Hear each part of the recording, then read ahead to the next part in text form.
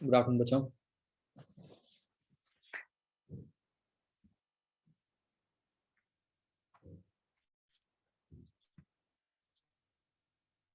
Non made वालों आपकी final answer की आ गई है ना?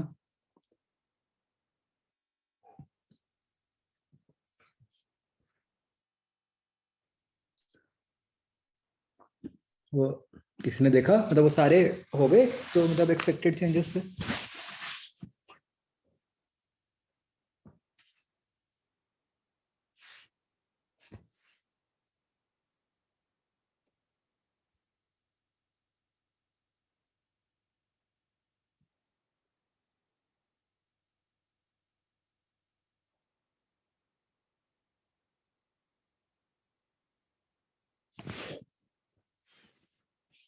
Okay. हाँ बच्चों, आप सबने वो पढ़ लिया था, रिजॉल्विंग पावर, पोलराइजर?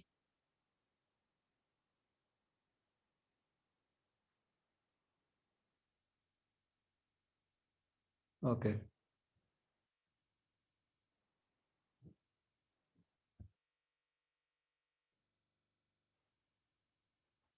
बताओ बच्चों इसमें एक्सरसाइज 0 एच पार्ट।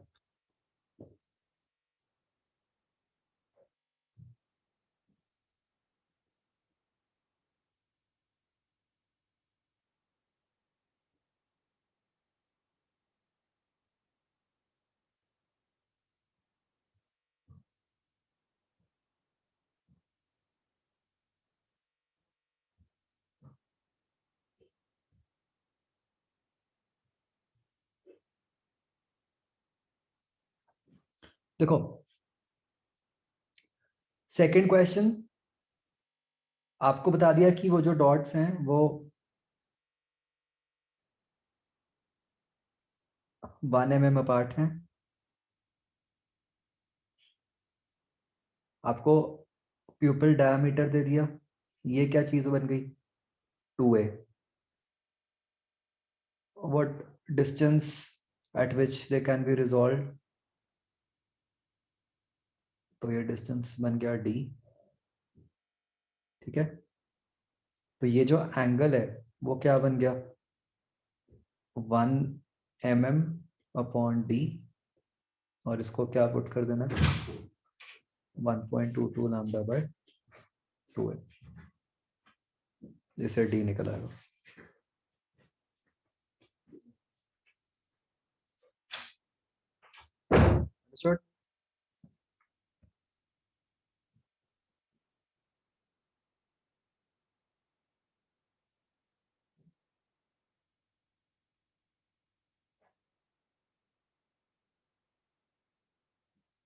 थर्ड भी बिल्कुल ऐसे ही करना है।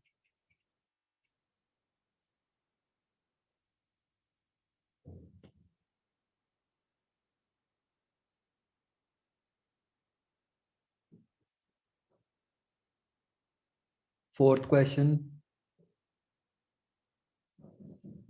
बस आपको वही देखना है कि वो जो डिस्टेंस होता है वो इनवर्सली प्रोपोर्शनल टू लैम्डा होता है।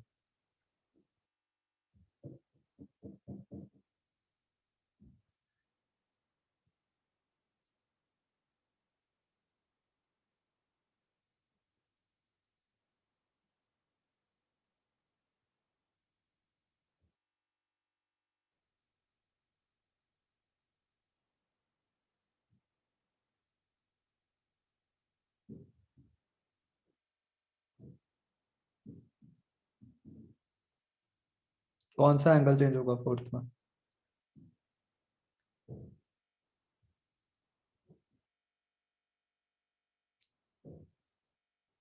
लिमिटिंग केस है ना वो, तो अल्फा तो हम पहले ही 90 मानेंगे अगर लिमिटिंग है। आई का फोर्थ प्लेन, देखो polarized light is pass through a polaroid, और उस पोलराइड को हमने कंप्लीट रोटेशन दी है, तो क्या होगा?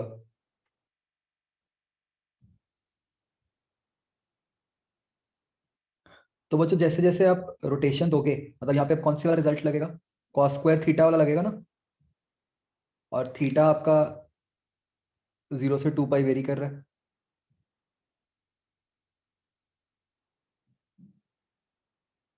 तो बताओ उसके अकॉर्डिंग क्या आंसर बन गया।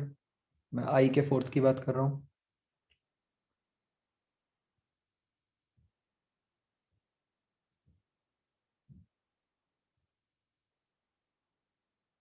बी आ जाएगा, यस। हाँ, जो क्वेश्चंस ड्रॉप हुए हैं वो कंसिडर नहीं होंगे।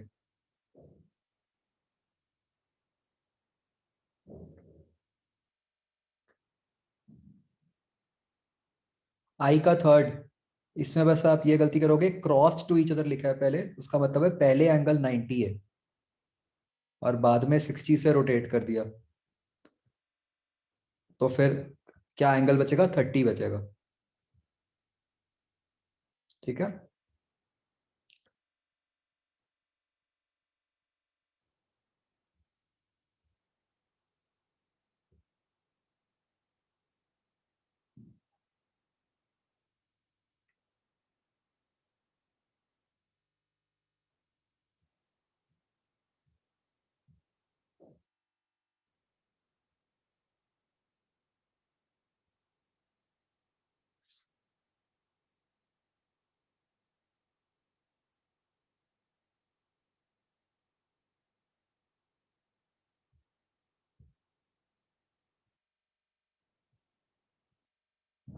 तो फिफ्थ में देखो क्या हो जाएगा। आप समझो कि मतलब अगर एक पहले ऐसे रखा हुआ है तो दूसरा परपेंडिकुलर रखा हुआ है इनटू द प्लेन। ठीक है, या मैं फ्रंट व्यू बना देता हूँ। तो दूसरा ऐसे रखा है, जो इन बिटवीन रखा वो इस तरह रख दिया, तो मतलब एक एंगल पहले थीटा बन गया और फिर 90 माइनस थीटा। तो इस केस में क्या इंटेंसिटी बनेगी, cos square theta into cos square of 90 minus theta. तो इस केस में जीरो नहीं होगी, है ना, कुछ तो जाएगी। Cos square theta into sine square theta वाली जाएगी।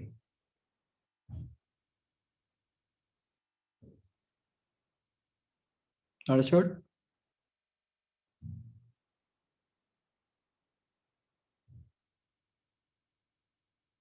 आगे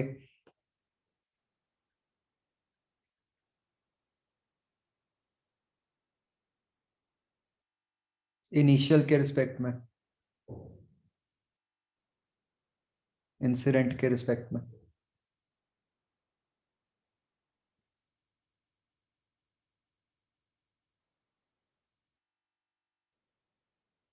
एक्सरसाइज वन बच्चों,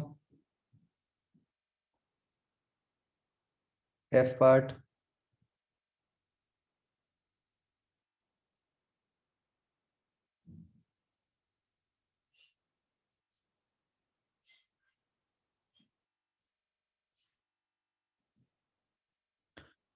देखो थर्ड क्वेश्चन बच्चों, बिल्कुल जैसे हमने अभी किया था वही है, बस अब जो डिस्टेंस है वो क्या हो गया, आपको ये दे दिया ना कि 1 इंच के अंदर देर आर 300 डॉट्स, तो कोई भी दो डॉट्स के बीच में डिस्टेंस क्या हो गया,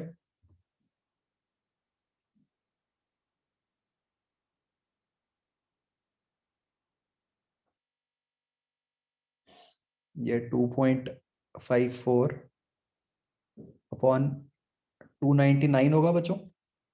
समझ रहे हो, 299 क्यों होगा और 300 क्यों नहीं होगा। मतलब वैसे ऑप्शंस दूर हैं, कोई फर्क नहीं पड़ेगा,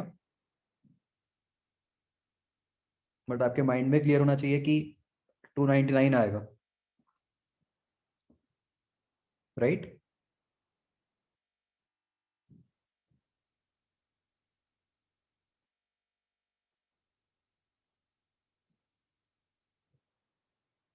समझ आया बच्चों।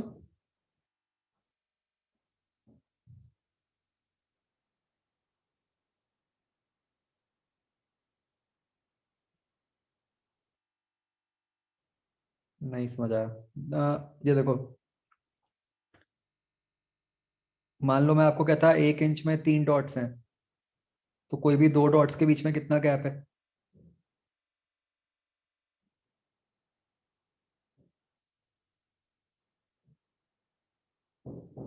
अगर ये 1 इंच होता तो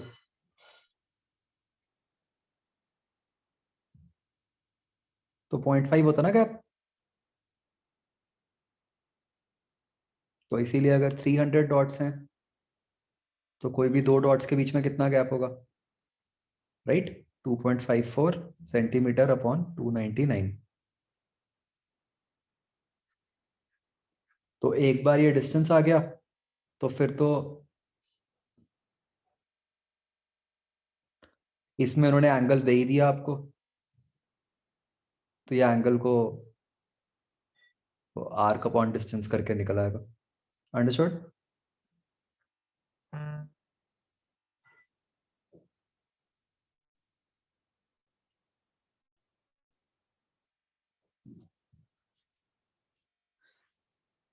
आगे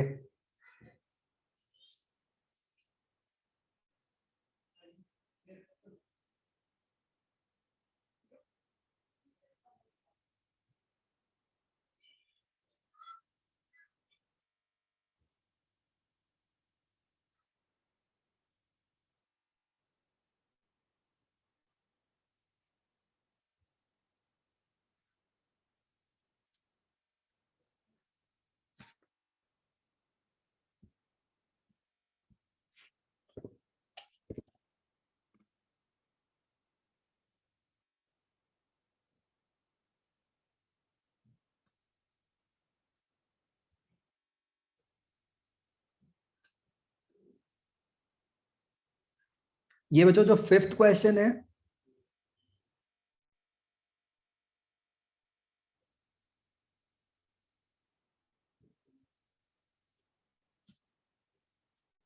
फिफ्थ में मतलब आपको, मतलब क्वेश्चन में माइक्रोस्कोप यूज किया लेकिन बात एंगल की हो रही है, एंगल ऑफ रेजोल्यूशन।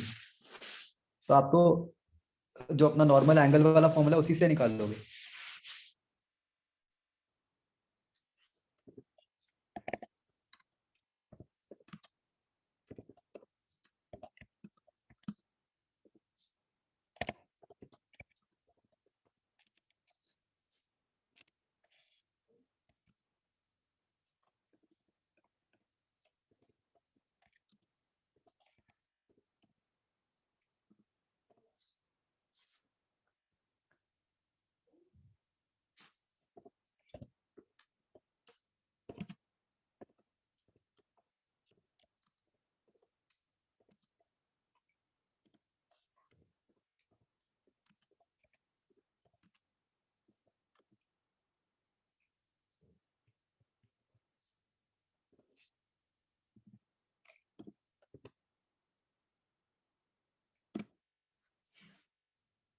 फोर्थ,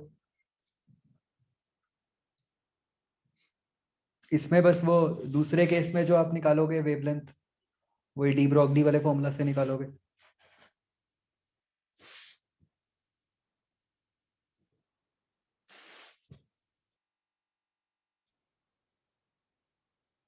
समझ गए?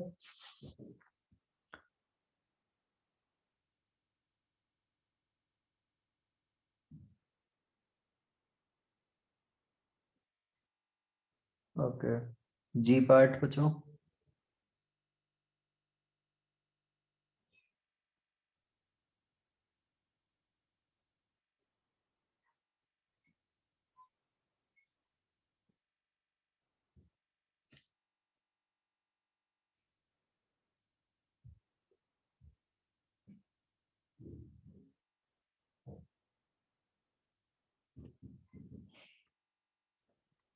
सेकंड क्वेश्चन, आपको इंटेंसिटी हाफ करनी है।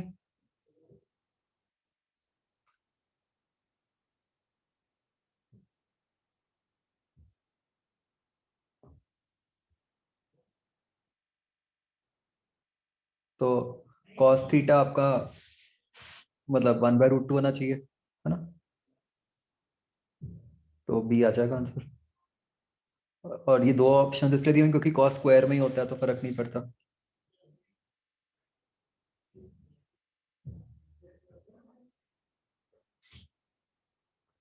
फिफ्थ क्वेश्चन, इसमें भी बच्चों देखो ये लिखा हुआ है ना, तो ट्रांसमिशन एक्सिस इज क्रॉस्ड मतलब परपेंडिकुलर।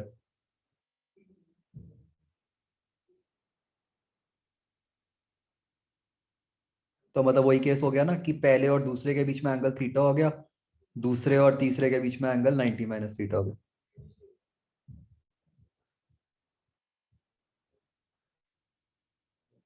समझ गए?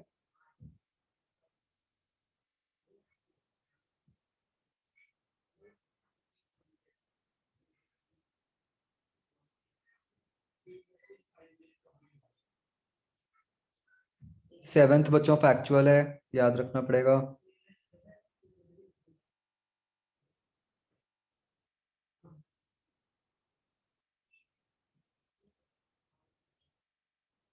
एट्थ क्वेश्चन,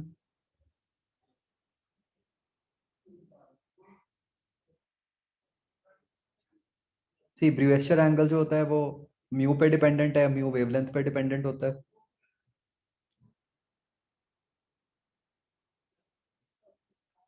तो सी आ जाएगा।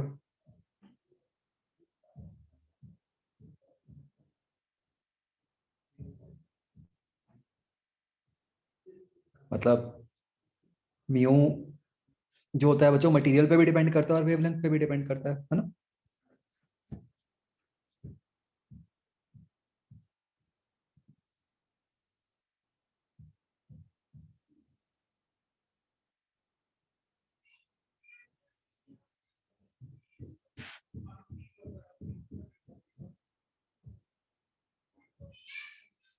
म्यू जो होता है वो नेचर ऑफ सरफेस पे तो डिपेंड करेगा ही ना।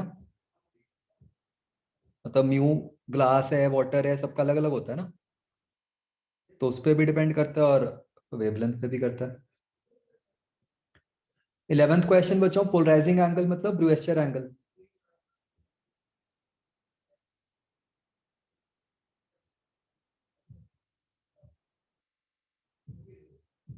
तो 11th 12th दोनों सेम ही हो गए।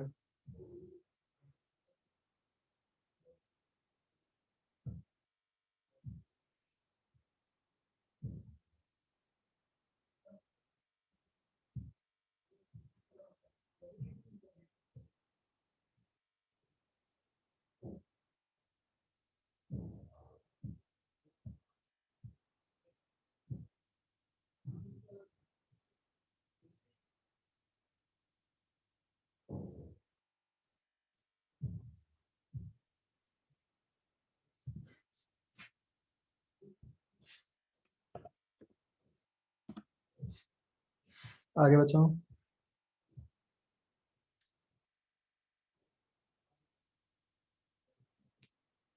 बच्चों डन।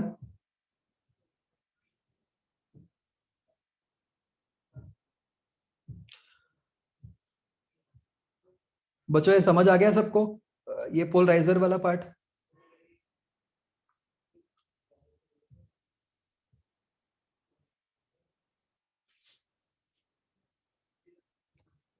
तो बच्चों आप देख रहे हो कि ये पार्ट काफी स्कोरिंग है, रिजॉल्विंग पावर पोलराइजर। मतलब बिल्कुल स्ट्रेट फॉरवर्ड फॉर्मूला बेस्ड है ना। तो अगर तो कुछ बिल्कुल ही थ्योरेटिकल आ जाए जो आपने कभी पढ़ा ही ना हो तो वो अलग बात है, राइट। जैसे मान लो 7th क्वेश्चन है कि मतलब ये आप लॉजिक से नहीं निकाल पाओगे। तो अदरवाइज जितने फॉर्मूला बेस्ड क्वेश्चंस हैं वो तो आप बहुत आराम से कर सकते हो, है ना। रिजॉल्विंग पावर का फॉर्मूला है एक, ये बार बार आपने देखा होगा वो, ये पोलराइजर एनालाइजर वाले क्वेश्चंस हैं,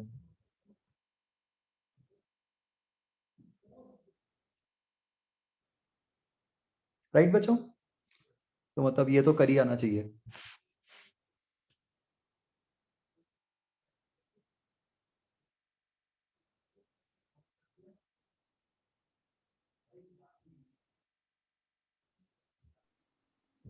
ओके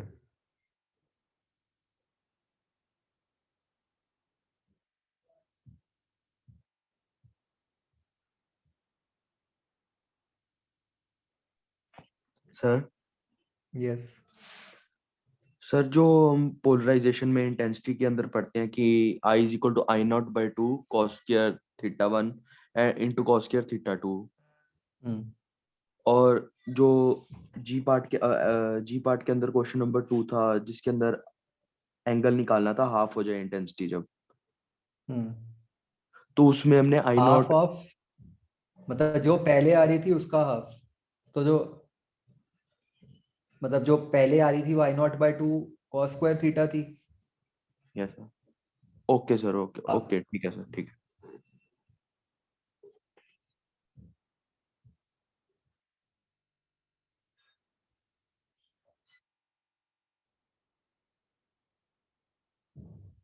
ओके, नेक्स्ट बच्चों हम ट्रांजिस्टर्स का कुछ पार्ट करेंगे।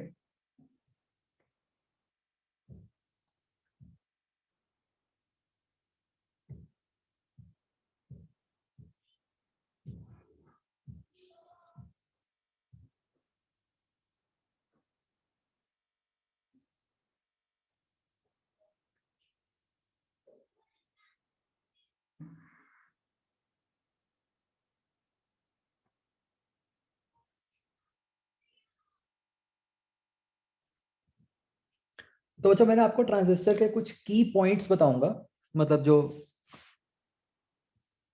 जिससे most of the times question आता है और चांसेस हैं कि उससे ही हो जाएगा अपना काम। ठीक है, तो जो सबसे पहले तो एक ट्रांजिस्टर होता क्या है? Transistor is an extension of a diode.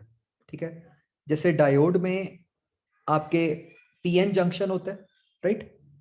मतलब अगर हम इस चैप्टर को याद करें ये कैसे बड़ा है, पहले हमने कहा कि जी सिंपल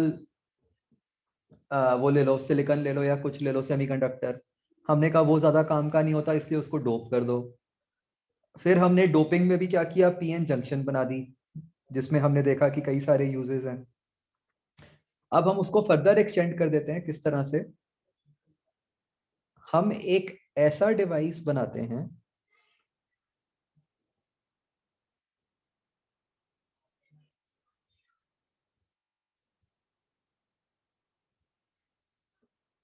बच्चों लाइक दिस, जिसमें हमने दो जंक्शंस बना दी। ठीक है, इसको ऐसे कहते हैं हम, ये दो केस बन सकते हैं इसके, एन पी एन,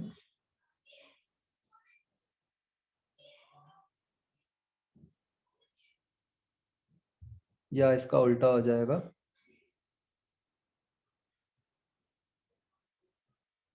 पीएनपी। ठीक है, मतलब पीएन जंक्शन कैसे बनता था, पी और एन को सेमीकंडक्टर्स को मिलाकर। अब यहाँ पे हमने क्या किया, दो एन ले लिए या एक पी ले लिया, या ऐसे कह लो कि दो पी ले लिए और एक एन ले लिया। इस तरीके से हमने डिवाइस बना लिया। इस डिवाइस को हम कहते हैं बच्चों transistor. Transistor is also known as a triode. ठीक है, डायोड कई फर्दर वो ट्रायोड बना दिया हमने, क्योंकि यहाँ पे तीन डिवाइसेस यूज हो गए, एक तरह से तीन मटेरियल यूज हो गए।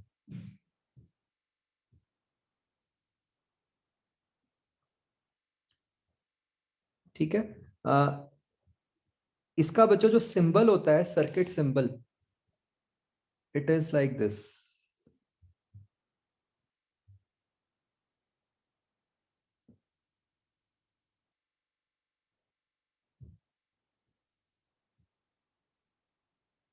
ऐसे सर्कल बना के,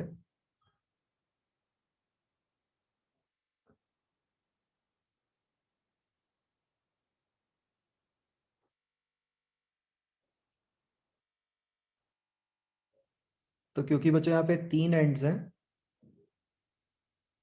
इसलिए ये तीन सॉर्ट ऑफ वायर्स ही निकली हुई दिख रही हैं आपको।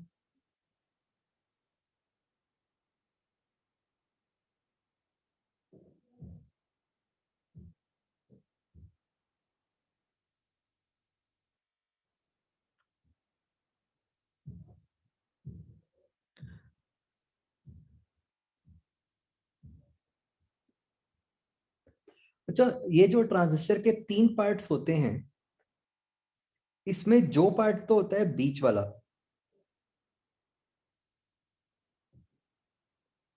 उसको हम कहते हैं बेस। ठीक है, चाहे ये फिगर है चाहे, मतलब दोनों ही फिगर्स में।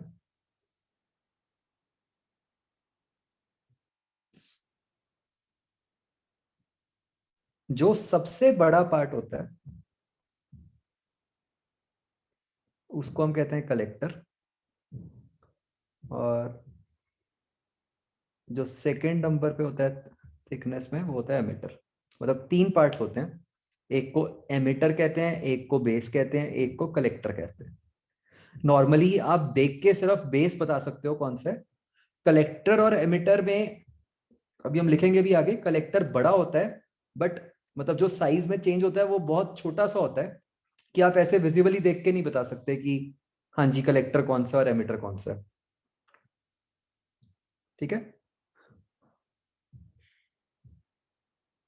बस बीच वाला बेस है ये पक्का है।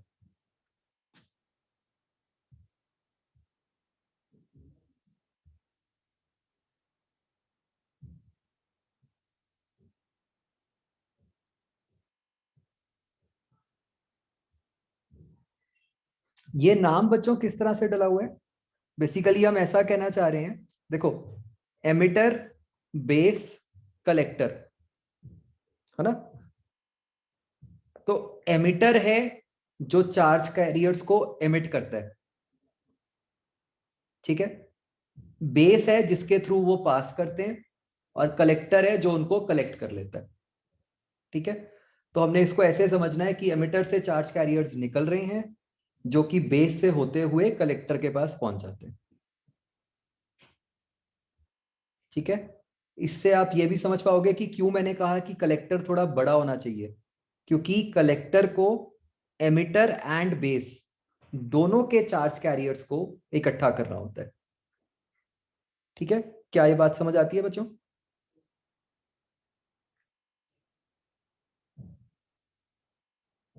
तो ये जो नीचे वाले बच्चों 2 फिगर्स हैं, ये तो दोनों देखने में सेम हो गए। तो इन फिगर्स को देख के कैसे पता चलता है कि पीएनपी कौन सा है और एनपीएन कौन सा है? देखो ध्यान से, ये बेसिकली जैसे मैंने आपको अभी समझाया,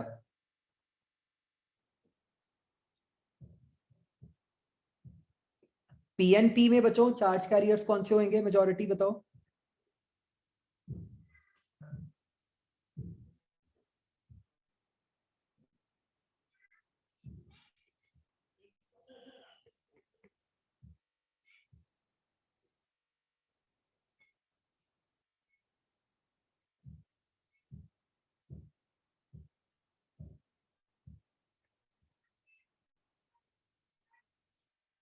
होल्स होंगे, है ना, पॉजिटिव चार्ज।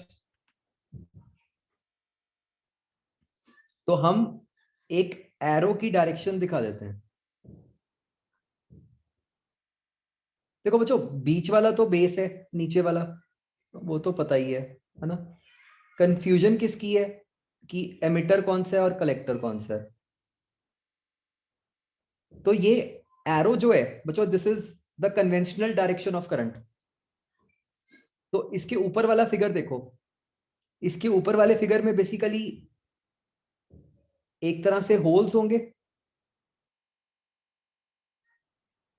राइट, जो एमिटर से बेस में जा रहे होंगे और उसके आगे फर्दर कलेक्टर में जा रहे होंगे। तो इसलिए हमने arrow as per the positive direction of current उस तरह से नीचे को दिखाया। जो लेफ्ट साइड वाला फिगर है बच्चों, इसमें देखो, क्योंकि ये एनपीएन है तो मेजॉरिटी कैरियर्स इलेक्ट्रॉन्स हैं, ये इलेक्ट्रॉन्स जा रहे होंगे एमिटर से बेस की तरफ, राइट। तो करंट की डायरेक्शन क्या हुई? कन्वेंशनल करंट,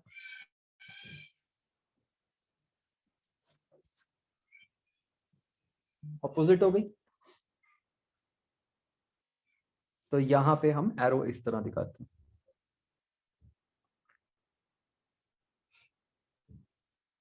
ठीक है। तो इस तरीके से इसको याद रखना है बच्चों, कि मतलब सर्किट डायग्राम देखकर कैसे पता चलता है कि वो पीएनपी है या एनपीएन है। तो सिंपल वो करंट की कन्वेंशनल डायरेक्शन से देखोगे तो 1 सेकंड में पता चल जाएगा।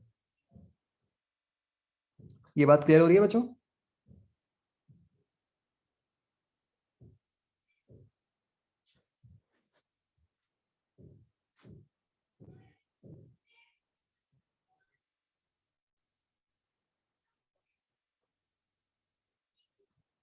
ओके, तो देखो इनकी प्रॉपर्टीज क्या होती हैं।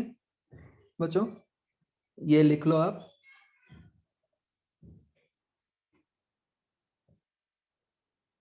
Emitter moderate size heavily doped, base thin size lightly doped, collector is the largest size and it is moderately doped. ठीक है, तो ये प्रॉपर्टीज आपको पता होनी चाहिए।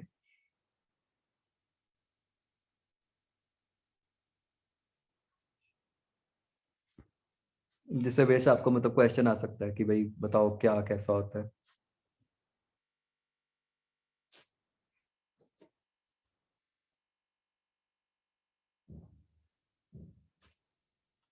ये नोट करके बताओ मुझे बच्चों।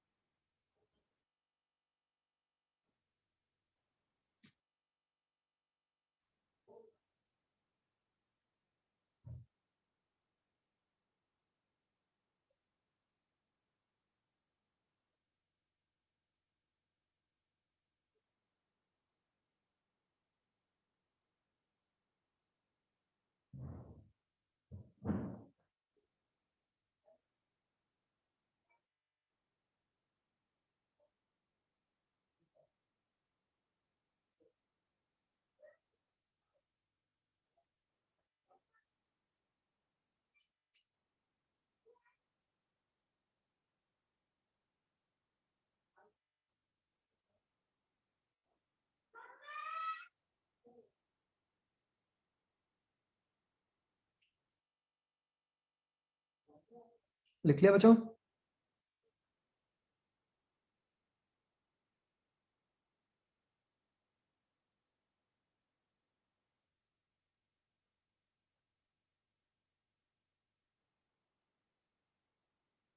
ओके,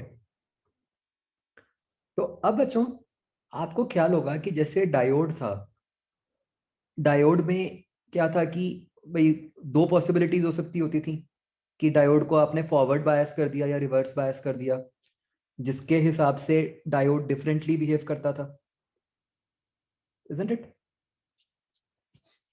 तो अब ट्रांजिस्टर के केस में अगर आप देखो ध्यान से, यहां पे बच्चों दो जंक्शंस बन गए आपके, है ना? आपके दो पीएन जंक्शंस हैं।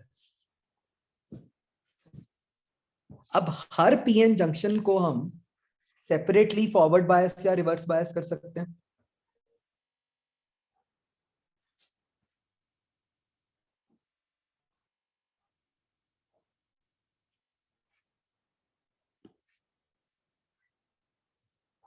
राइट? तो उससे क्या होता है कि ट्रांजिस्टर के हम अलग अलग यूजेस बना सकते हैं, कि डिपेंडिंग अपॉन कि आपने जो इसकी अलग अलग जंक्शंस हैं उनको किस तरीके से बायस किया, राइट? तो अलग अलग पॉसिबिलिटीज बन सकती हैं, जैसे कि अगर आपने दोनों को फॉरवर्ड कर दिया या दोनों को रिवर्स कर दिया या एक को फॉरवर्ड एक को रिवर्स कर दिया, एंड सो ऑन। समझ गए? तो हमें कोई सारी पॉसिबिलिटीज नहीं समझनी होती, बट हाँ, हमें यह समझना है ब्रॉडली कि ऐसे अलग अलग पॉसिबिलिटीज बनाई जा सकती हैं डिपेंडिंग अपॉन कि आपने जो ट्रांजिस्टर की जंक्शंस हैं उनको किस तरीके से बायस किए। ठीक है?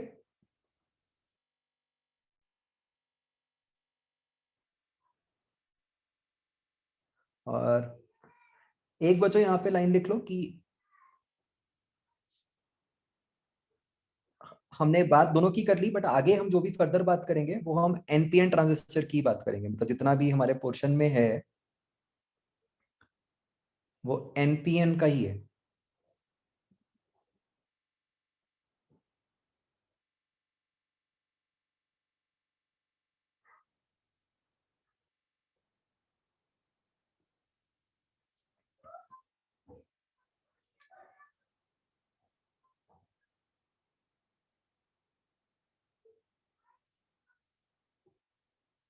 ठीक है? तो अब एनपीएन में बच्चों क्या होता है, देखो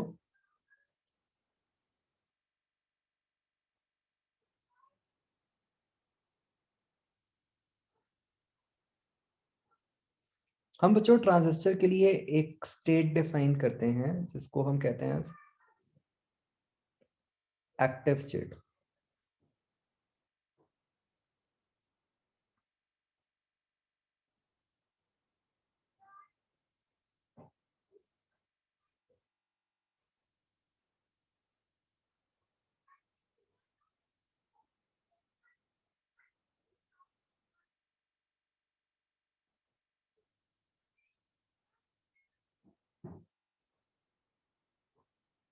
बच्चों फिगर को ध्यान से देखना।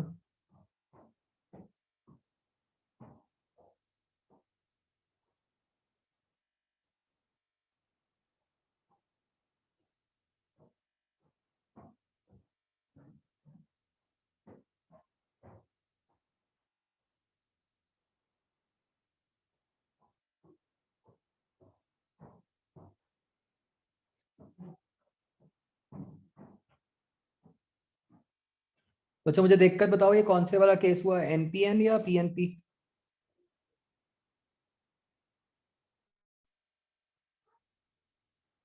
ये एनपीएन हो गया है ना, ऑब्वियसली, जिसमें कि ये लेफ्ट वाला पार्ट एमिटर हो गया और राइट वाला पार्ट कलेक्टर हो गया।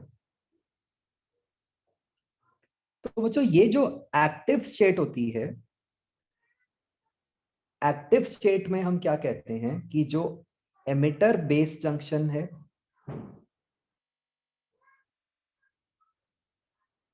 उसको हमें करना है एज फॉरवर्ड बायस्ड,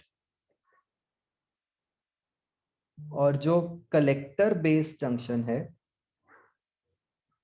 उसको हमें करना है रिवर्स बायस्ड। Very important. मुझे इसको देख के बच्चों बताओ कि नीचे बैटरीज किस तरह लगानी है, लगाऊं मैं? मतलब जो लेफ्ट वाली जगह है वहां पे मैं बैटरी के पॉजिटिव टर्मिनल को किस तरफ को बनाऊं, टुवर्ड्स लेफ्ट या टुवर्ड्स राइट?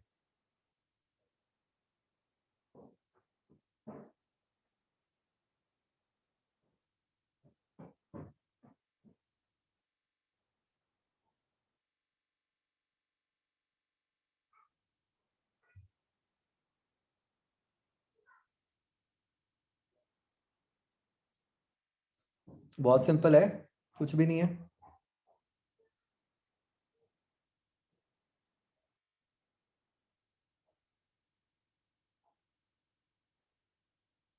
कैसे होगा ना, इसको अगर फॉरवर्ड बायस करना है, ये एनपीएन ट्रांजिस्टर है, तो पी के साथ पॉजिटिव टर्मिनल आएगा,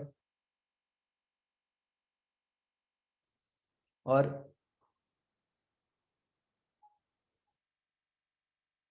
दूसरे को करना है रिवर्स बायस्ड, तो वहां पे बैटरी इस तरह से आएगी बच्चों।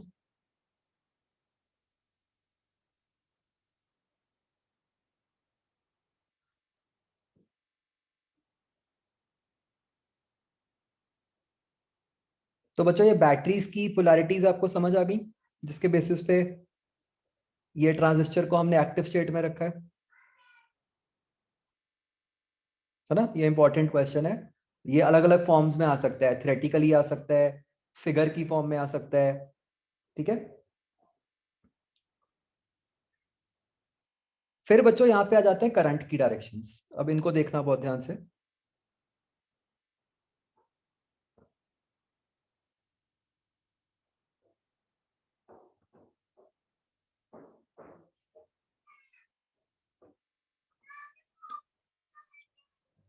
देखो बच्चों, अगर मुझे बोलना होता इन टर्म्स ऑफ इलेक्ट्रॉन्स, तो जैसे मैंने आपको पहले समझाया था, मैं क्या बोलूंगा कि एमिटर ने इलेक्ट्रॉन्स भेजे जो कि बेस के पास गए और बेस के थ्रू कलेक्टर के पास गए, इजंट इट।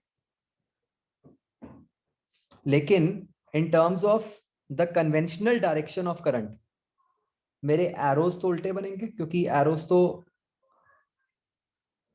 पॉजिटिव चार्ज के हिसाब से होते हैं।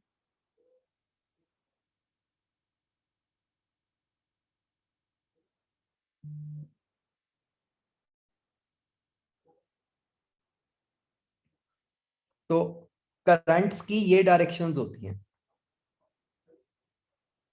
क्या ये बात समझ आ रही है बच्चों?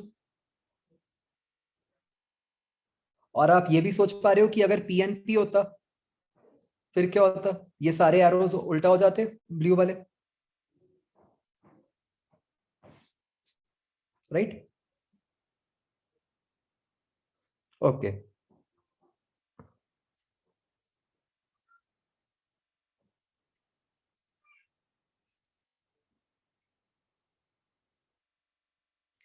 अब बच्चों इस फिगर को देख के मुझे बताओ किरचॉफ कैसे लगेगी। ट्रांजिस्टर भी एक तरह से एक जंक्शन ही है बस, तो किरचॉफ क्या बन गई?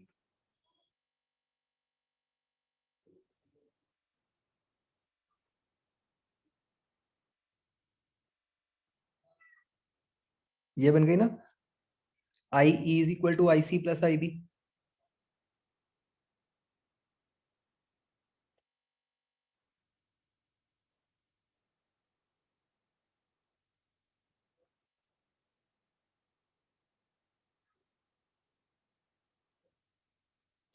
एंड बच्चों इसमें क्या होता है कि जो बेस करंट होता है दैट इज वेरी स्मॉल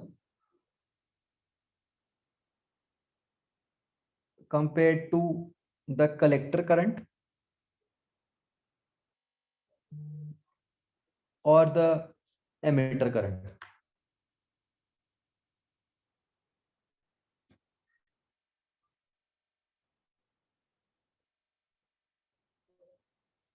इसका रीजन क्या होगा बच्चों?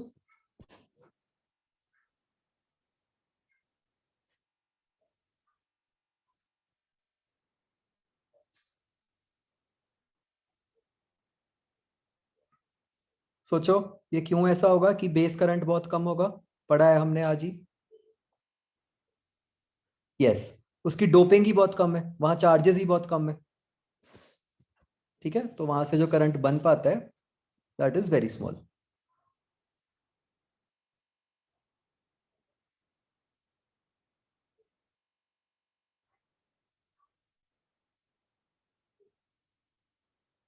तो बच्चों ये मैं आपको इसलिए बता रहा हूं कि क्या होता है कि अब जैसे जब आप क्वेश्चंस करोगे ना, तो अगर तो क्वेश्चंस में मतलब दिया हुआ है, दो करंट्स दिए हुए हैं, तो उससे आप तीसरा निकाल सकते हो, ठीक है। बट कई बार ऐसा भी हो सकता है कि मतलब ना दिया हो, तो आप ये भी मान सकते हो कि हाँ जी वो जो बेस करंट है उसको इग्नोर कर सकते हैं। ठीक है, कि compare to collector current and base emitter current, base current को हम इग्नोर भी कर देते हैं।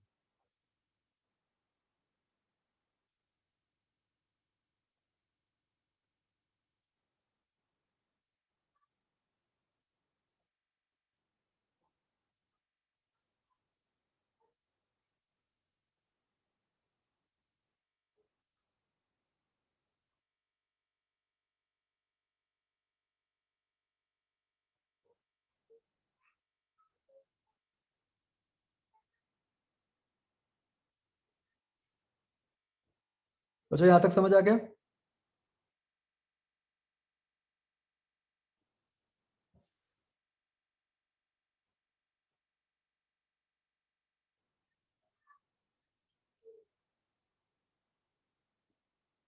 तो बच्चों बेसिकली होता क्या है एक ट्रांजिस्टर में, मतलब अभी तक स्टिल हमें ये नहीं समझ आया कि ये फंडामेंटली काम करता क्या है। तो बहुत डिटेल में तो नहीं, but very very broadly what happens is कि जैसे अगर आपने कोई ट्रांजिस्टर लिया और आपने उसको एमिटर साइड पे कुछ करंट दिया, ठीक है, तो क्या आप ये फिगर देख के ये समझ सकते हो कि आपने एमिटर साइड पे जितना करंट दिया ऑलमोस्ट उतना ही करंट आपको कलेक्टर साइड पे मिल गया, क्योंकि बेस करंट तो नेग्लिजिबल है ना?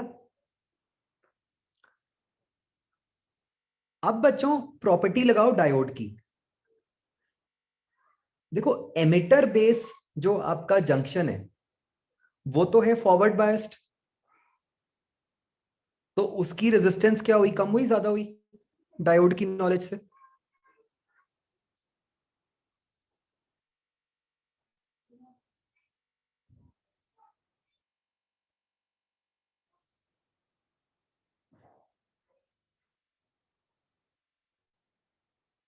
एमिटर बेस जंक्शन की बच्चों रेजिस्टेंस कम हुई ज्यादा हुई हमारे वाले केस में?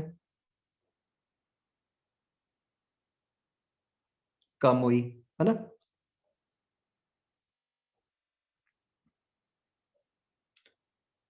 What about collector base current?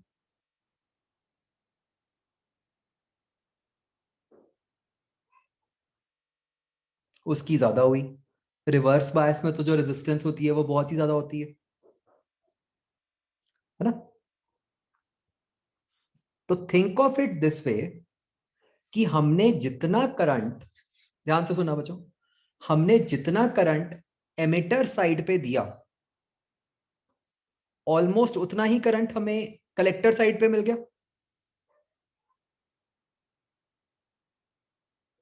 Right? अब इसको मैं एक और फॉर्म में बोलता हूं, हमने जितना करंट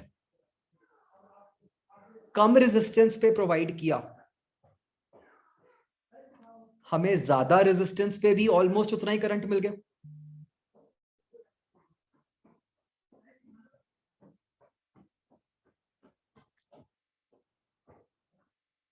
आया समझ, है ना? तो यहां से बच्चों ट्रांजिस्टर का नाम पड़ा है। देखो ट्रांजिस्टर का एक्चुअली जो नेम है वो इस तरह से पड़ा है,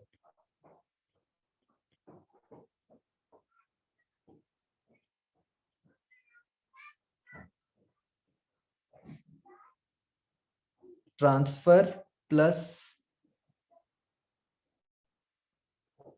रेजिस्टर। ठीक है, वो क्यों? क्योंकि एक ट्रांजिस्टर क्या कर रहा है,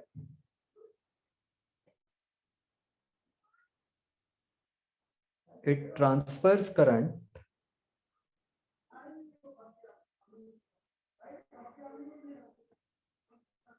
फ्रॉम लो रेजिस्टेंस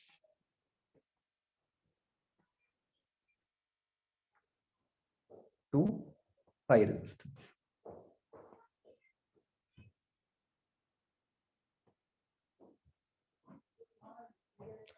अंडरस्टूड बच्चों?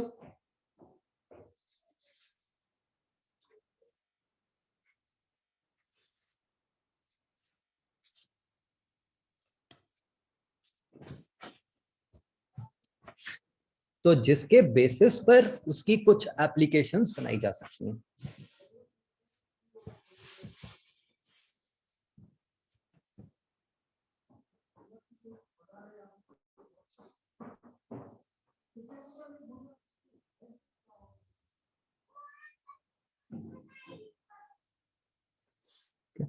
So one such application about which we will talk is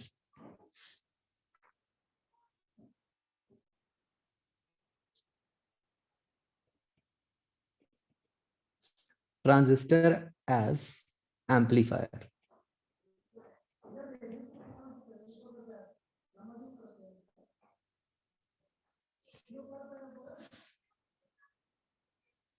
जो इसके अंदर भी अभी हम जो सबसे पहले बात करेंगे उसको हम कहते हैं एज कॉमन एमिटर मोड। ये अभी आपको समझ आ जाएगा, मैं फिगर बनाऊंगा कि कॉमन एमिटर मोड का क्या मतलब होता है। ये जो ऑलमोस्ट जो फिगर अभी मैंने ऊपर बनाया था बिल्कुल वैसा ही है, सिर्फ एक चेंज मैं करूंगा जो आप एकदम समझ जाओगे।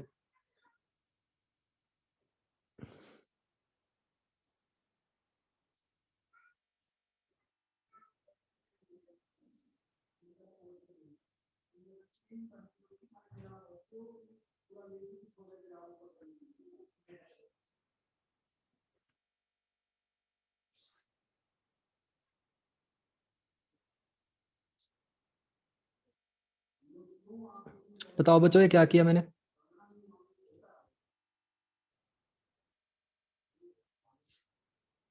बस उसको घुमा दिया, राइट। ऊपर वाले फिगर में बेस नीचे को था, इस वाले फिगर में आप देख सकते हो कि आपका बेस टुवर्ड्स लेफ्ट है, कलेक्टर ऊपर बन गया और एमिटर नीचे बन गया।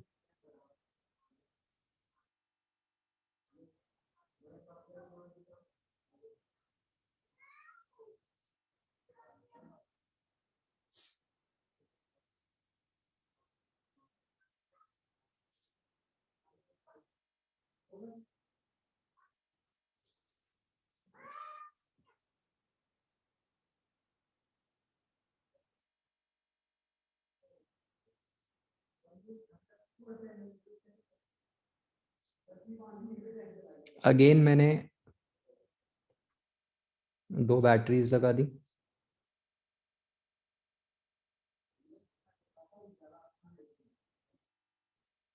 मुझे फिगर कोई मतलब देखने में जरूर डरावना है, बट ऐसा नहीं है कि कोई आपको बार बार एक फिगर बनाना पड़ेगा।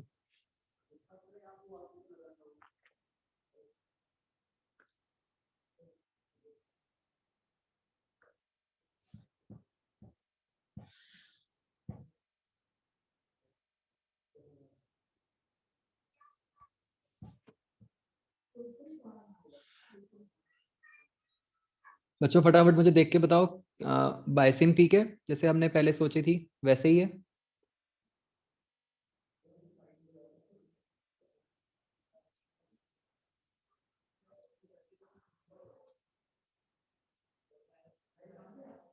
ठीक है। आप बच्चे एक बात समझो कि यहां पर हमने जो चेंज किया है ना वो ये है कि आप देख सकते हो कि जो ट्रांजिस्टर का एमिटर पार्ट है वो लेफ्ट वाले सर्किट और राइट वाले सर्किट के बीच में कॉमन है।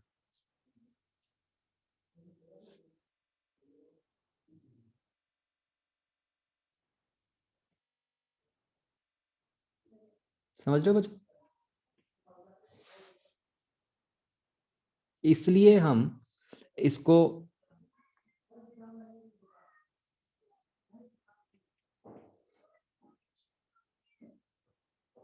कहते हैं एज कॉमन एमिटर मोड। ठीक है। अगर मान लो मैं इस तरीके से बनाता कि बेस वाला पार्ट कॉमन होता लेफ्ट और राइट सर्किट में, तो उसको कॉमन बेस मोड बोल देते। सिमिलरली हम कॉमन कलेक्टर मोड भी बोल सकते थे। समझ रहे हो बच्चों?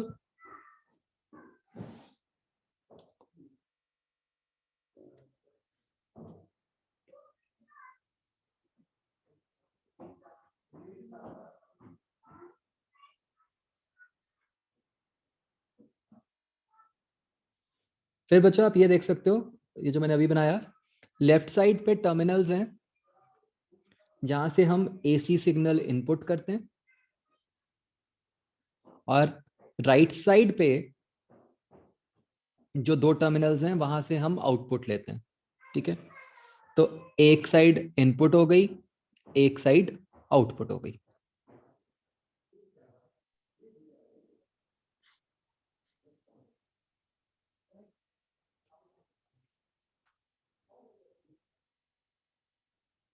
बच्चों बात समझ आ गई?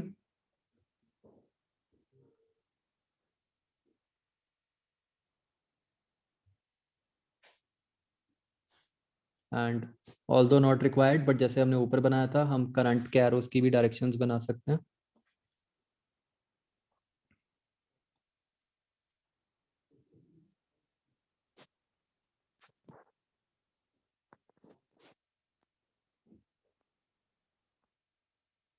बताओ बच्चों, किधर को बनेगा एरो?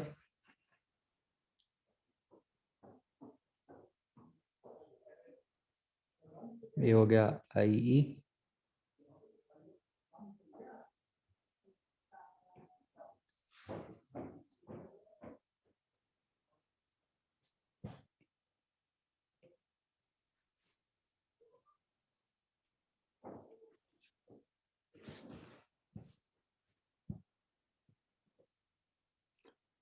तो बच्चों यहाँ पे देखो हम कैसे काम करते हैं, मतलब यूज में लेते हैं।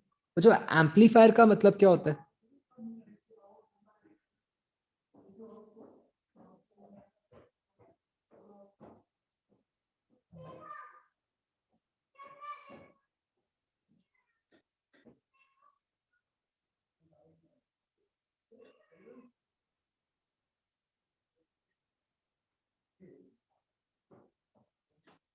एम्पलीफायर का मतलब है एम्पलीट्यूड बढ़ाना, right? Amplifier word comes from amplitude, तो एम्पलीट्यूड बढ़ाना, ठीक है, या सिंपल वैल्यू बढ़ाना कोई भी।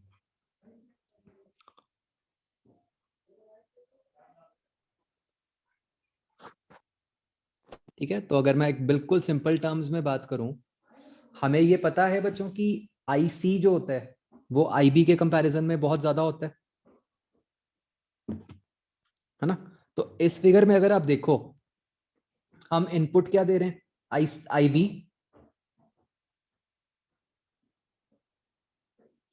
आउटपुट क्या मिल रहा है हमें?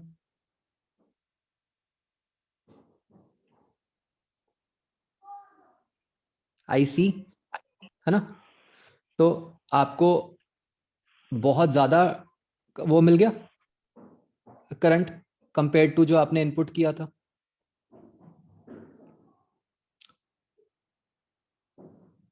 है ना? तो ये एक तरह से इसका यूज हो गया कि आपने बहुत कम करंट इनपुट किया और उसमें आपको बहुत ज्यादा करंट मिल गया।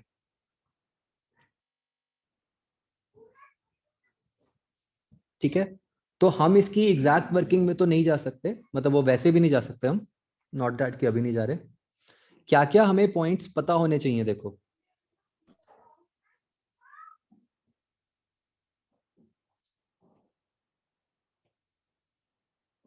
बच्चों, ये ध्यान रखना, ये कॉमन एमिटर मोड के लिए हम लिख रहे हैं, ठीक है? बाद में हमें एक दूसरे मोड के लिए भी लिखना होगा।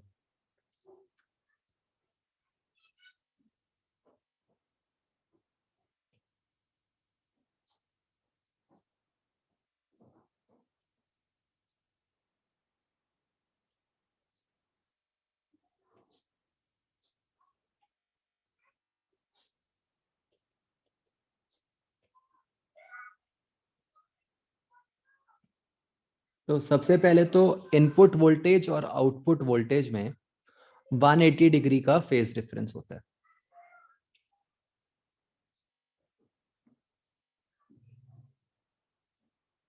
ठीक है,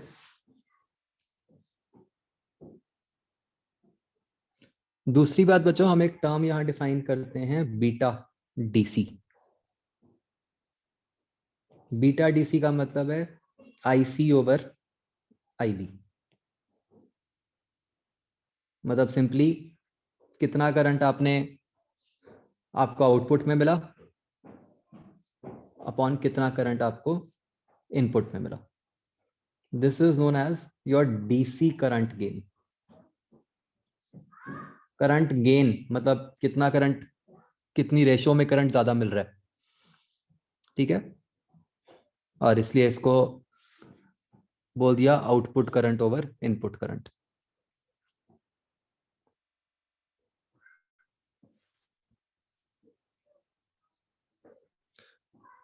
तो जो बिल्कुल सिमिलरली हम बीटा एसी भी डिफाइन कर देते हैं। सिर्फ एसी में ये फर्क आता है कि एसी में कंटिन्यूअसली चेंज हो रहा होता है, तो वो delta I C over delta B मिल जाता है।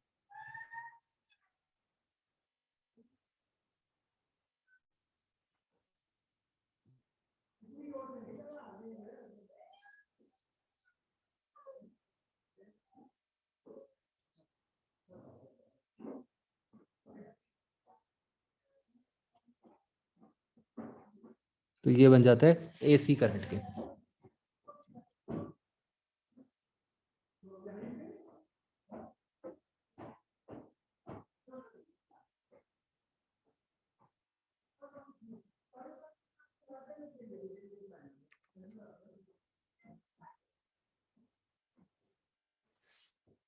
तीसरी बच्चों यहाँ पे हम जो क्वांटिटी डिफाइन करते हैं वो है वोल्टेज गेन। बच्चों एक बात आप समझो कि जब भी हम गेन की बात करते हैं उसका मतलब यही होता है कि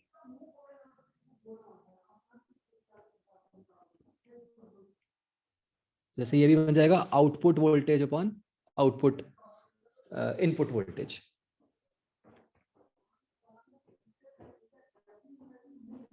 ठीक है, तो इसको हम ऐसे लिख सकते हैं, इसको बच्चों हम एसी के लिए लिखते हैं, ठीक है।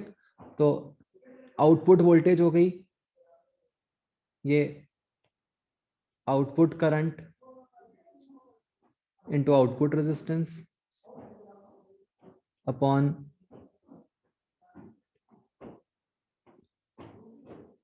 Input current into input resistance. Input current क्या था, बीटा।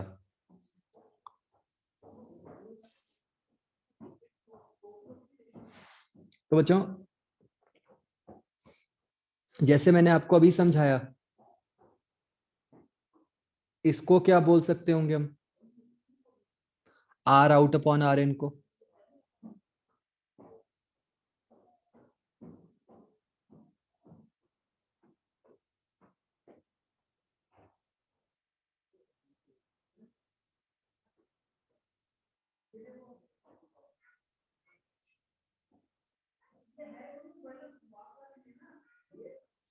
बताओ बच्चों, जैसे हम जिस तरह डिफाइन कर रहे हैं इस टर्म को क्या बोलना चाहिए।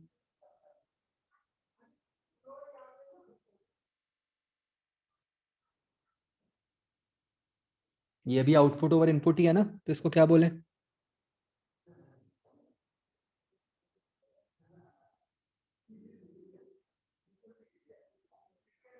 जैसे करंट गेन बोला, वोल्टेज गेन बोला, हाँ इसको हम बोलेंगे रेजिस्टेंस गेन।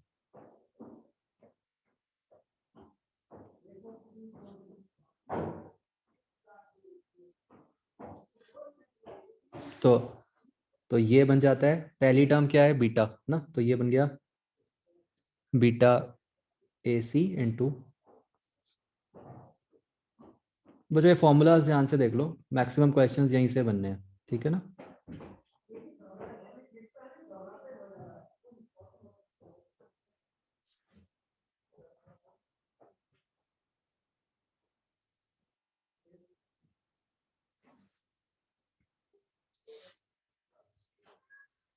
और ऐसे ही अब हम बोल देंगे एसी पावर गेन।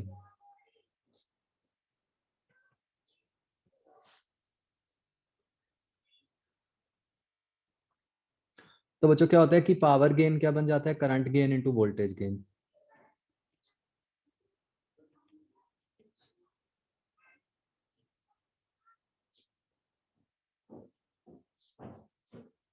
तो करंट गेन क्या था, बीटा।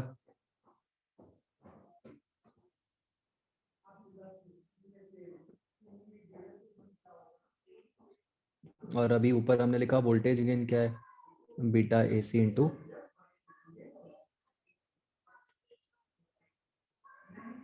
Resistance gain. तो इसलिए ये बन गया beta square AC into resistance gain. So in questions you can be asked about these different types of gains: current gain, resistance gain, voltage gain, power gain.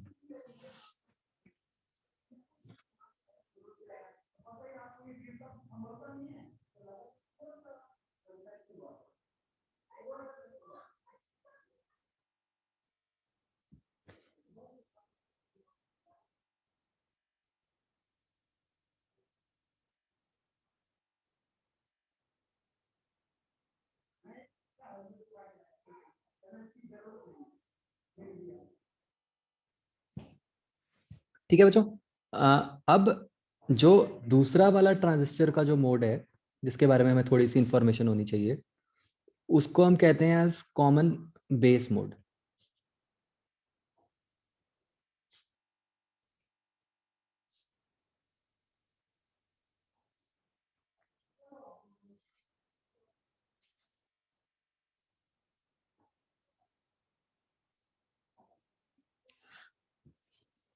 बच्चों आप एक चीज और भी देखो कैसे याद रख सकते हो।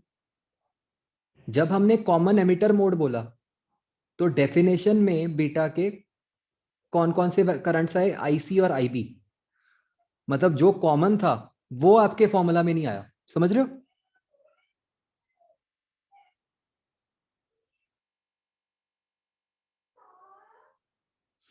ऐसे ही यहां पे जब हम कॉमन बेस मोड लेते हैं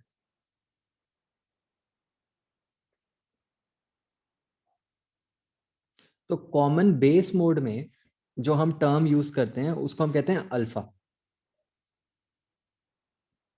ठीक है, तो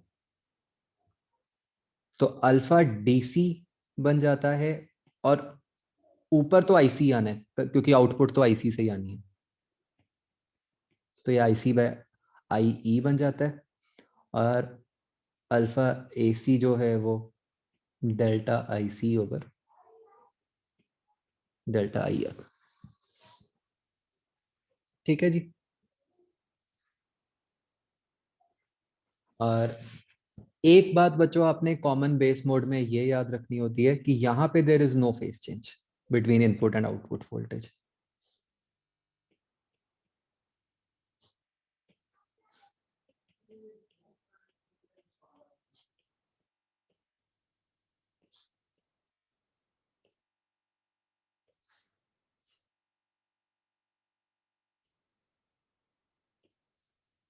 ठीक है जी।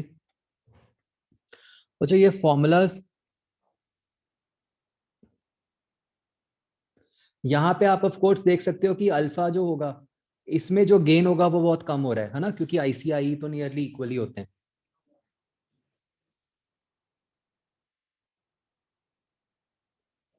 तो ओजस आप इस केस में कह रहे हो या पिछले केस में कह रहे हो?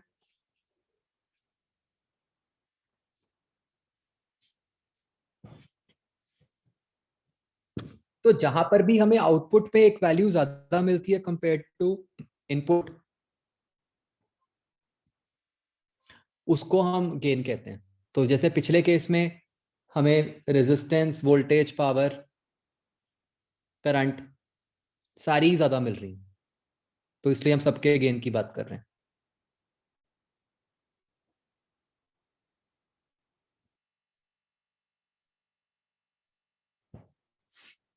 ओके बच्चों, ये डेफिनेशन से मुझे फटाफट अल्फा और बीटा का रिलेशनशिप निकाल के दिखाओ।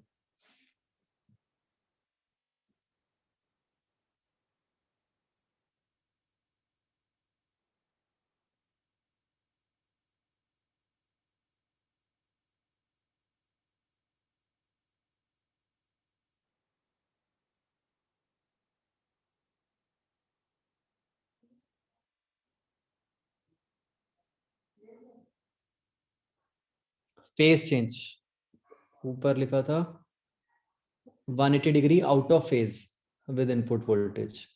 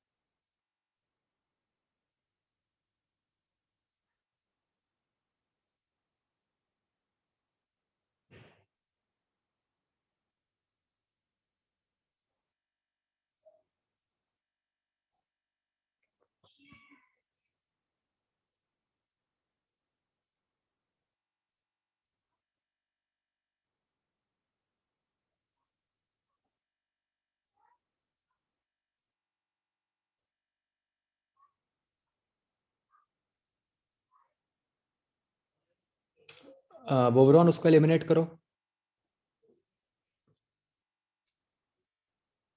आई ई आई बी को एलिमिनेट करके बनाओ।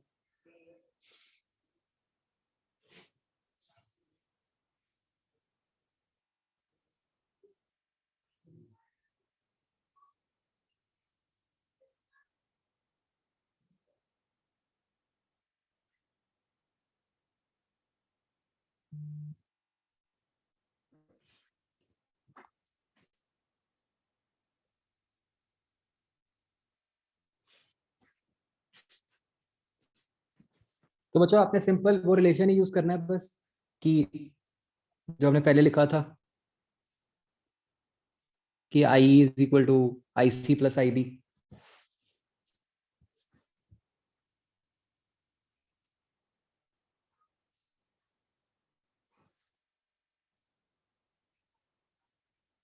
सो डू यू गेट?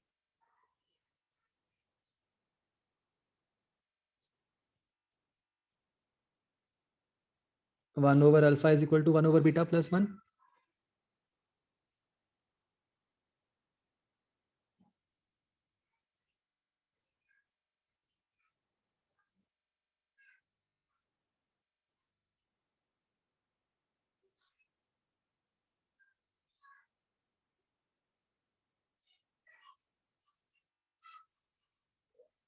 तो वेरी वेरी इंपॉर्टेंट रिलेशनशिप।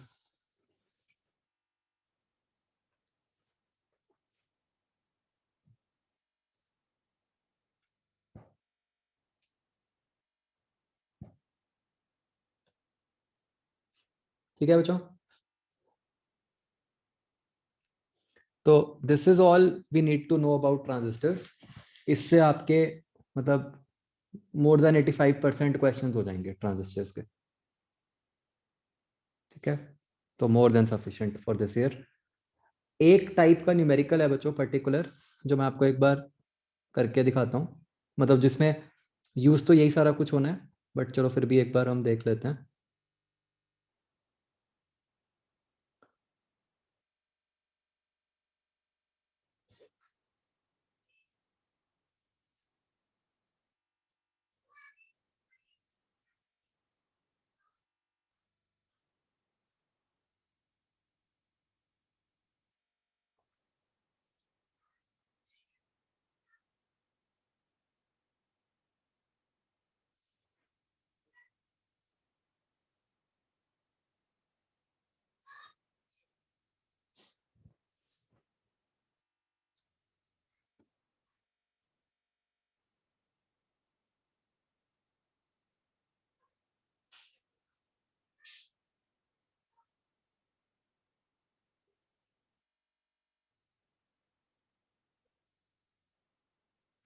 बच्चों एक फिर 9th क्वेश्चन ट्राई करना।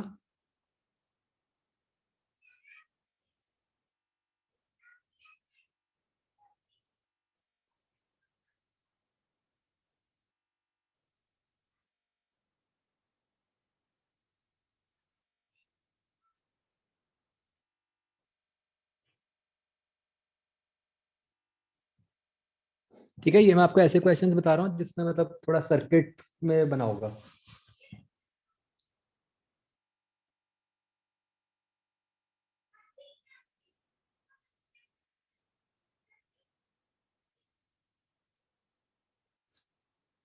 ये बच्चों जो लिखा हुआ है, मतलब वी बी ई जीरो, मतलब बी और ई टर्मिनल्स के बीच में पोटेंशियल डिफरेंस जीरो, राइट?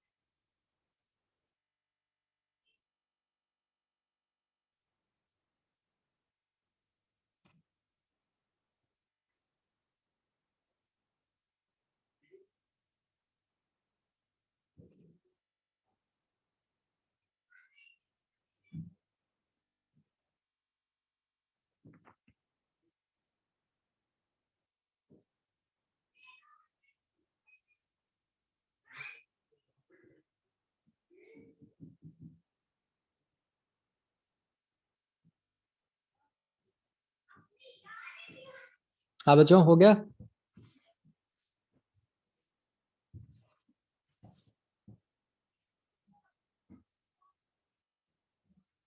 ये क्वेश्चन ठीक है या इसमें कुछ गड़बड़ है?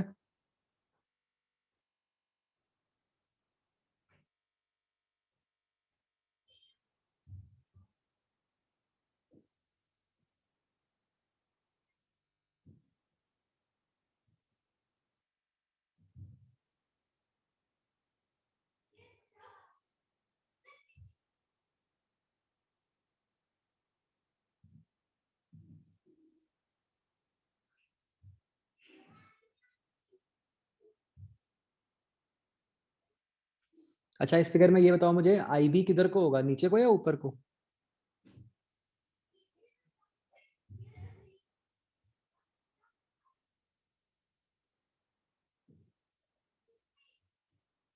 यस, ये बच्चों मतलब ठीक है, जबरदस्ती आंसर निकाल दोगे, बट डू यू रियलाइज ये बैटरी गलत बनी हुई है यहाँ पे?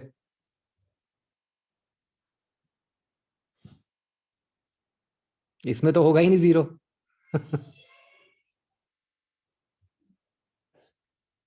समझ आ रहा है? अगर आई बी ऐसे होगा,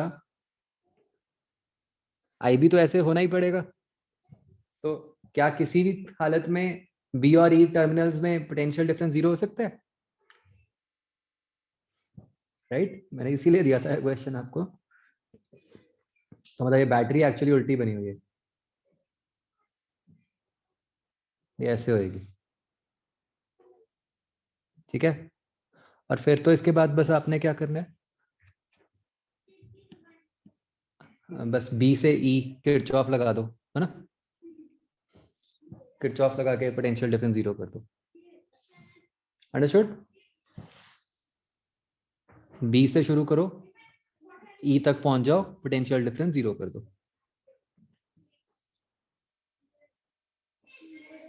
क्लियर बच्चों?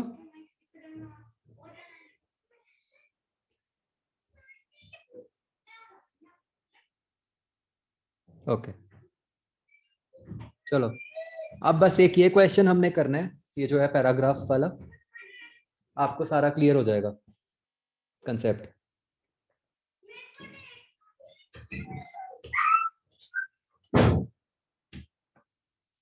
देखो बच्चों, आपको क्या क्या इंफॉर्मेशन दी हुई है। आपको VCC लिखा हुआ है 10 वोल्ट्स, जो कि आपको फिगर से समझ आ रहा है कि 10 वोल्ट्स क्या है। वो राइट साइड पे एक बैटरी लगी हुई है, वो है 10 वोल्ट्स की। ठीक है, आपको RB बता दिया, RC बता दी रेजिस्टेंस, बीटा 100 बता दिया, और अगेन आपको इस क्वेश्चन में भी ये लिख दिया कि VBE जो है आपका जीरो है। राइट,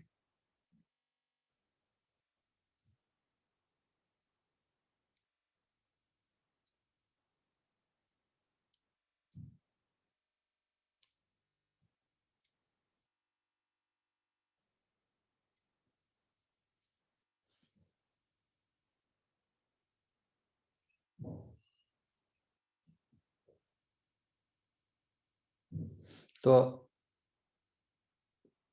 क्वेश्चन में आपको बेस करंट पूछा है, एमिटर करंट पूछा है, और एमिटर वोल्टेज पूछी है VC।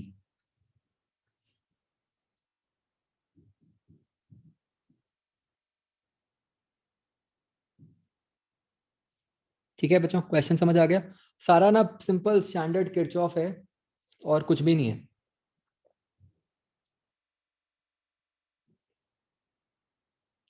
तो देखो बच्चों, जब आपको कह दिया कि VBEE, जो VBE है वो जीरो है ना, तो इसका मतलब क्या हुआ? क्या हम ये कह सकते हैं कि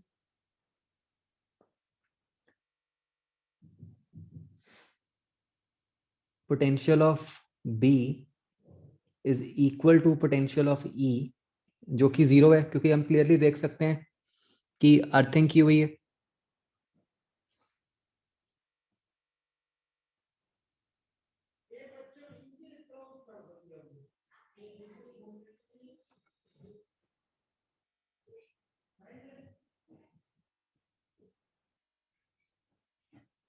है ना। एक आपको ये पता चल गया कि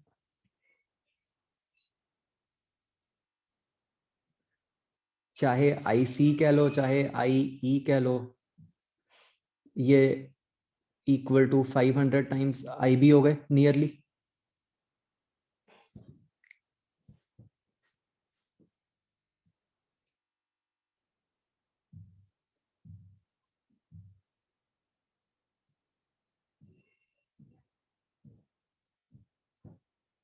बच्चों यहां तक समझ आ रहा है?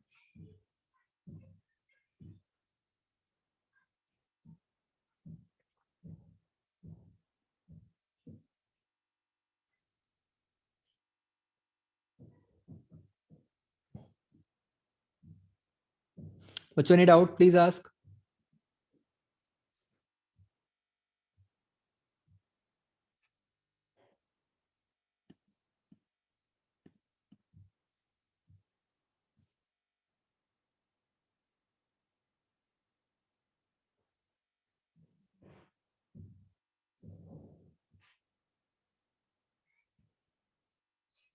तो अब बच्चा आप ये देख सकते हो कि दो लूप्स हैं, राइट। आप दोनों लूप्स में, लेफ्ट लूप और राइट लूप दोनों में इक्वेशन लिख दो। जो अननोन है आपके पास वो क्या है, वीसी। आपको वीसी नहीं पता। वीसी मतलब जो ये वाला पॉइंट है, इसके बारे में नहीं पता, तो कोई दिक्कत नहीं है। देखो बच्चों, मान लो मैं लेफ्ट साइड वाले लूप में किरचॉफ लिखता हूं, from this point B till C, क्या बनेगी बताओ मुझे।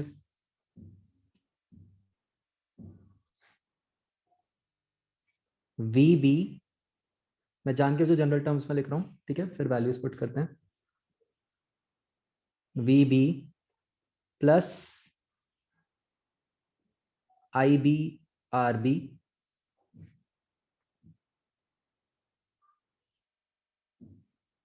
माइनस आई सी आर सी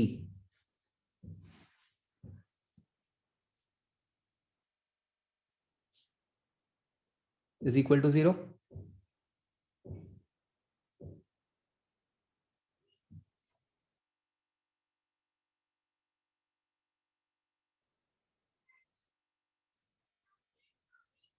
ये वजह, इस अप्रोक्सीमेशन को भी ऐसे ना लिखो, एग्जैक्ट ही लिख लो, हमें कंफ्यूज हो गया। आपको ये समझ आ गया ना कि आई सी जो है वो 500 टाइम्स आई बी है।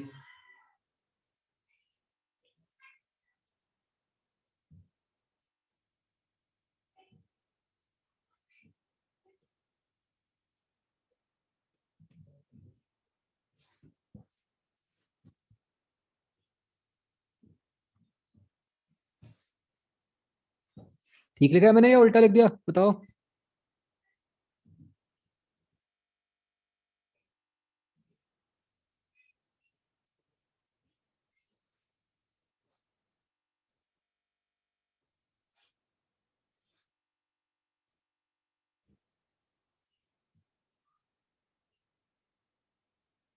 आई ई ठीक लिखा है मैंने बच्चों?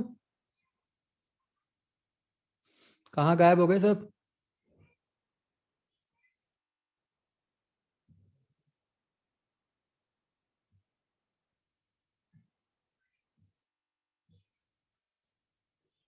हम्म।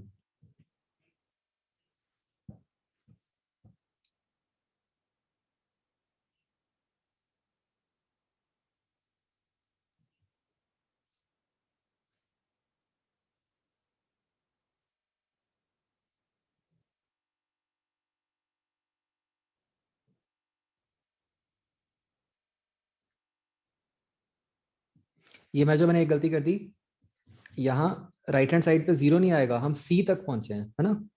तो ये क्या आएगा, वी सी आएगा।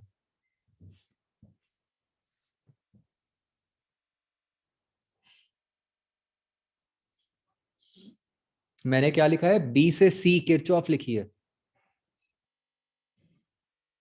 समीर अब क्लियर हुआ?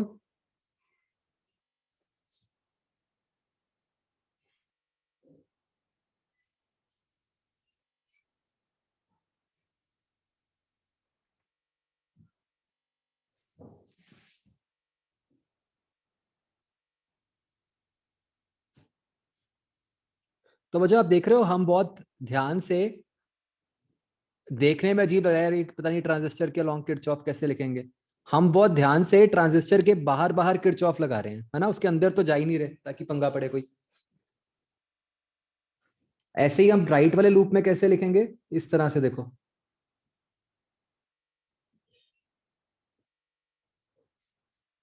तो यहां पे बच्चों डायरेक्शन इंपॉर्टेंट हो गई, है ना।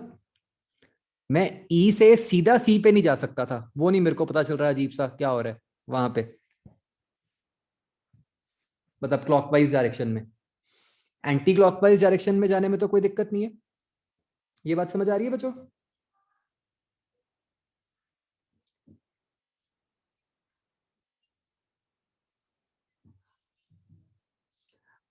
अब ये किरचॉफ क्या बन जाएगी देखो राइट हैंड साइड पे, समीर बताओ मुझे। ई से स्टार्ट करो।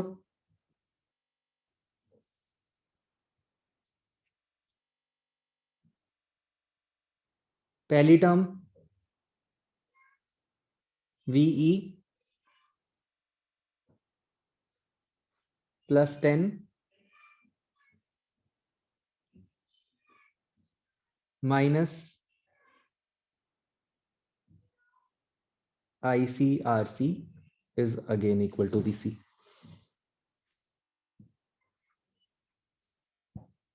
आया समझ बच्चों कैसे लिखा है?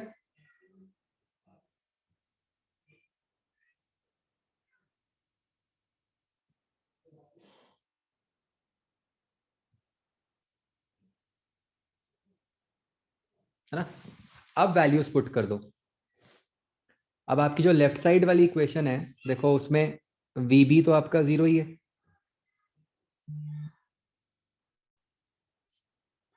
RB आपका 100 किलो ओम्स है, RC 500 ओम्स है।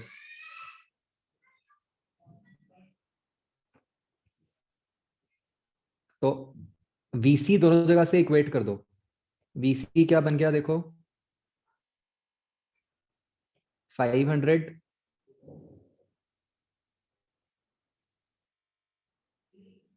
IB minus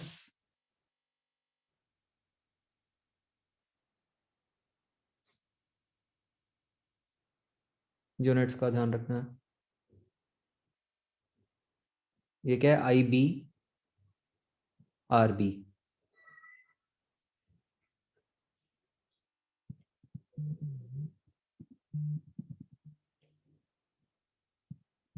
IB into 100 kilo ohms minus IC into RC into 500। और ये दूसरी तरफ से क्या बन गया, अगेन VE 0 है यहाँ पे, तो ये बन गया 10 माइनस IC into RC 500।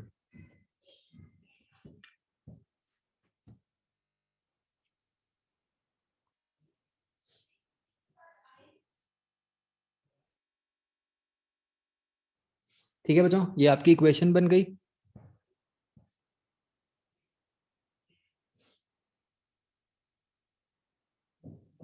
अच्छा बीटा 100 है, सॉरी मैंने बीटा 500 लिखा हुआ है बच्चों, है ना, ये एक गलती है।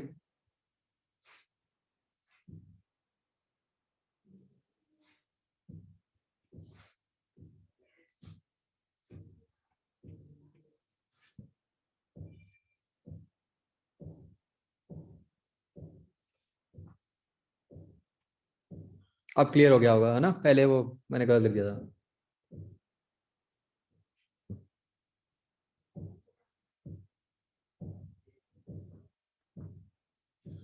तो बस बच्चों अब ये जो नीचे वाली इक्वेशन है ये सॉल्व हो जाएगी, है ना।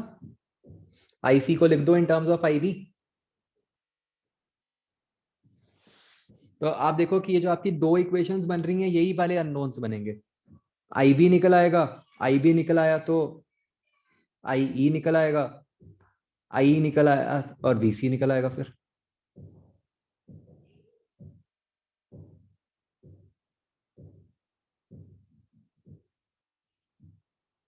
है ना, बस किरचॉफ लिखनी है ध्यान से, और कुछ भी नहीं है।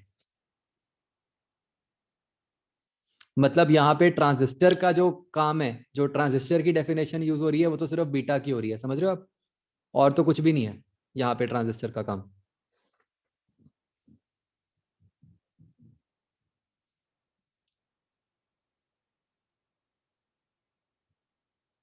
बच्चों निकालना फटाफट, आंसर आ रहा है, देखो।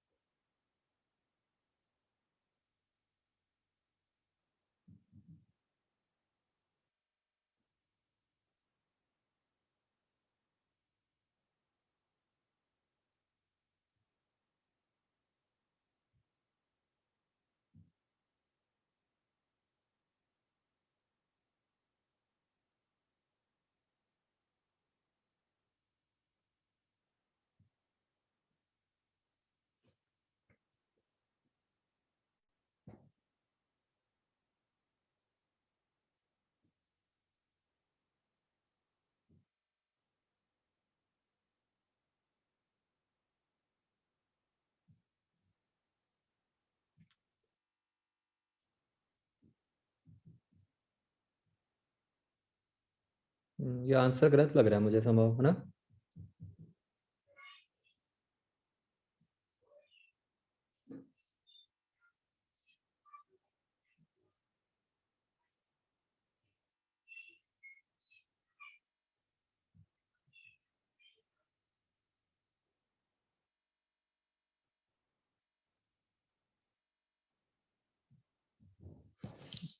ये तो 0.1 मिली एम्पेयर आएगा, है ना बच्चों?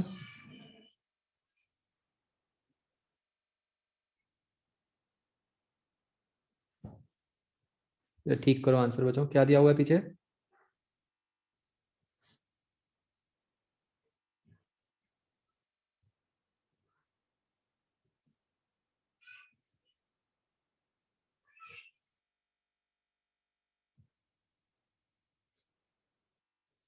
बच्चों पीछे क्या दिया है?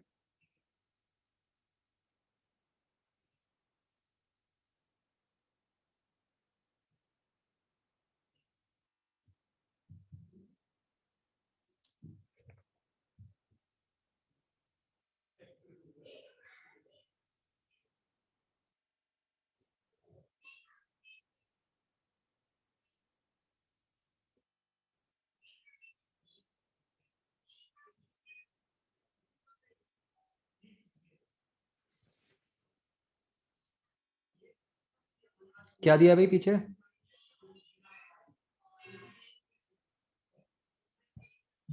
सी। ठीक कर लो।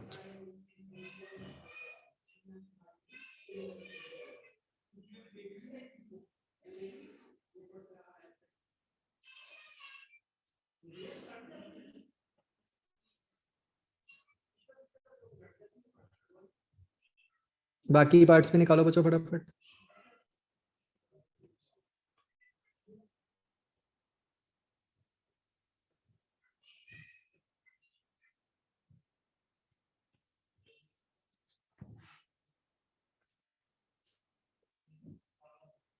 अगर आई भी आ गया तो आई,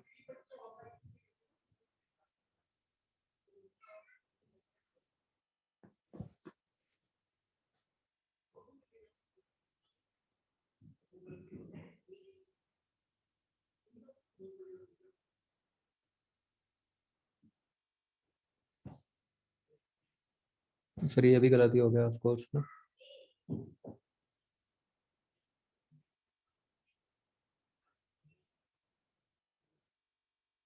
ये नियरली 10 हो गया बच्चों ना?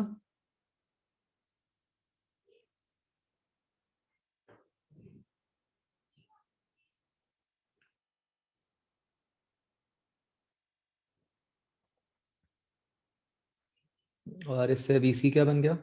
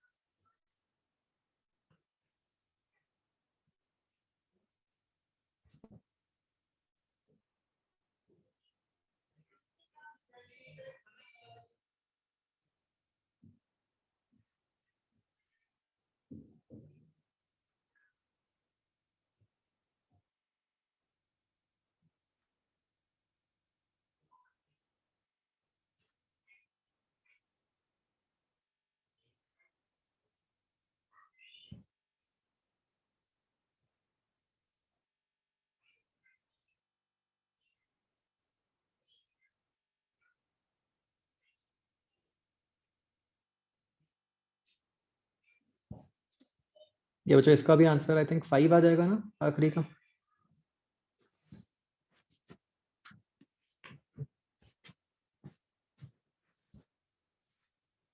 क्लियर हो गया बच्चों कैसे करना है क्वेश्चन?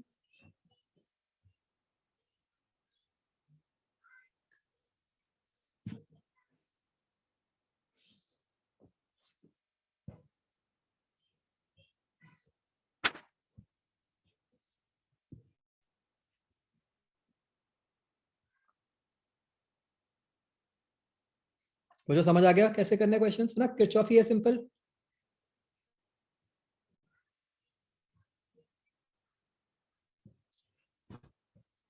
चलो इसकी बच्चों आज ही कर लेना प्रैक्टिस, ठीक है?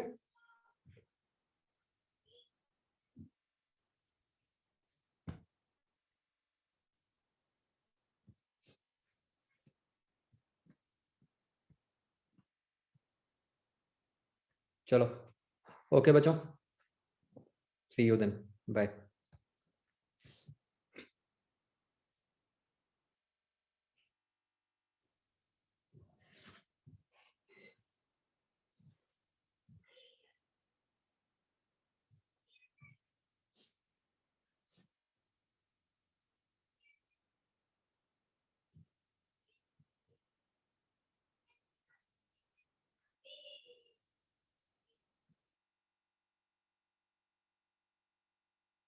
ये फर्स्ट पार्ट ही लिखना था और नहीं कुछ लिखना था।